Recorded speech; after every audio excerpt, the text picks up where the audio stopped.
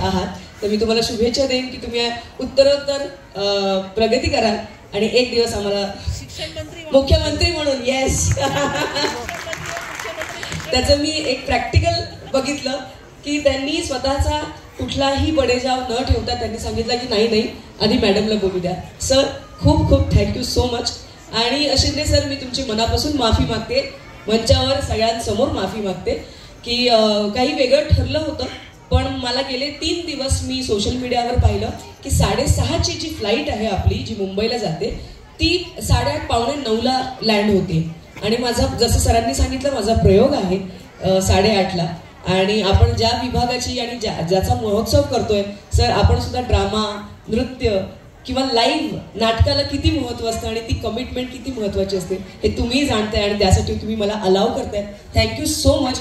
मला खरंच तुमच्याशी संवाद साधायला आवडलं असतं. एक तर तुम्ही मला इतका मोठा सन्मान, मला माहिती आहे, मला पवनने सांगितलं की ह्या पुरस्काराचे मानकरी कोण कोण आहेत आणि त्या रांगेत तुम्ही मला बसवलं, त्यासाठी मी खरंच खूप भाग्यवान समजते.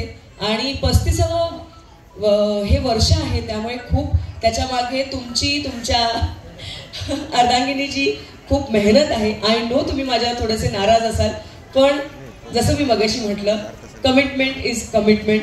काही गोष्टी, कारण मला आत्ता गुगल मॅपवर 7 तास दाखवत आहेत. जर मी आत्ता निघाले तरी मी 8:30ला पोहोचू शकणार नाही हे मला माहिती आहे, पण आता करावं लागणार आहे. मी काहीतरी स्पीड वाढवेन.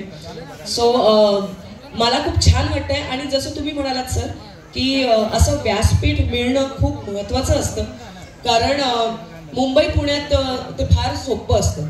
एकांकिका स्पर्धा असतात, कॉम्पिटिशन्स असतात वेगवेगळ्या, पण मराठवाडा किंवा मुंबई पुणे सोडून बाकीच्या शहरांमध्ये ह्या कलांना वाव मिळणं तसं सोपं नसतं. आणि ते सोपं करण्याचं काम तुम्ही करताय सर, खूप कमाल काम करताय. आणि आत्ताचे मी परफॉर्मन्स जेवढे बघितले तेवढे कमाल आहेत. म्हणजे ती छोटी छोटी मुलं एक्सप्रेशन, सॉन्ग, स्टेप्स इतके सुंदर करवतात. क्या बात आहे. माझी सकाळ खूप छान सुंदर केल्याबद्दल लहान मुलांना, मोठ्या मुलांना खूप खूप थँक्यू. आणि फक्त लहान मुलं नाही, त्यांच्या मागे आई वडील सुद्धा खूप महत्त्वाचे असतात, टीचर्स महत्त्वाचे असतात, कारण का त्यांच्या सपोर्टशिवाय तुम्ही इथे उभंच राहू शकत नाही. आणि मी सुद्धा माझ्या आईवडिलांमुळे, माझ्या गुरुजनांमुळेच मी इथे उभी आहे. त्यांना विसरून चालणार नाही, छत्रपती शिवाजी महाराजांना विसरून चालणार नाही, सावित्रीबाई फुले यांना विसरून चालणार नाही, आंबेडकरांना विसरून चालणार नाही. त्यामुळे या सगळ्यांची आपण आठवण केली पाहिजे. शिक्षणाला ग्रँटेड पकडू नका. येस, डान्स, सिंगिंग, नाटक ह्या सगळ्या गोष्टी महत्त्वाच्या आहेतच, पण त्यासोबत शिक्षण सुद्धा खूप महत्त्वाचं आहे. आणि आजकाल एक थोडंसं निघालंय की हा माझा मुलगा खूप छान डान्स करतो, पण मग अभ्यासात त्याच्याकडे पण लक्ष दिलं पाहिजे. पहिलं शिक्षण पूर्ण केलं पाहिजे आणि मग कला.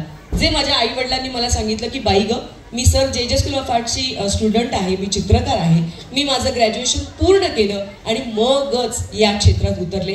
माझं शिक्षण संपल्यानंतर 23-24व्या वर्षी मी पहिलं माझं नाटक केलं. हे मला माहीत होतं की बॅकअप लागतो आणि तो बॅकअप तुम्ही ठेवा. आणि इतकं सुंदर व्यासपीठ तुम्हाला उपलब्ध आहे, त्याचा पुरेपूर वापर करा. इथे आय एम सो सॉरी, मी तुझं नाव विसरले. संकल्प मला वाटतं इथूनच तू पुढे गेला होतास आणि आज कुठे आहेस तू? वा वा, क्या बात आहे. आणि खूप छान वाटलं तुझं गायन, तुला सगळ्यांचंच मला कौतुक वाटतं.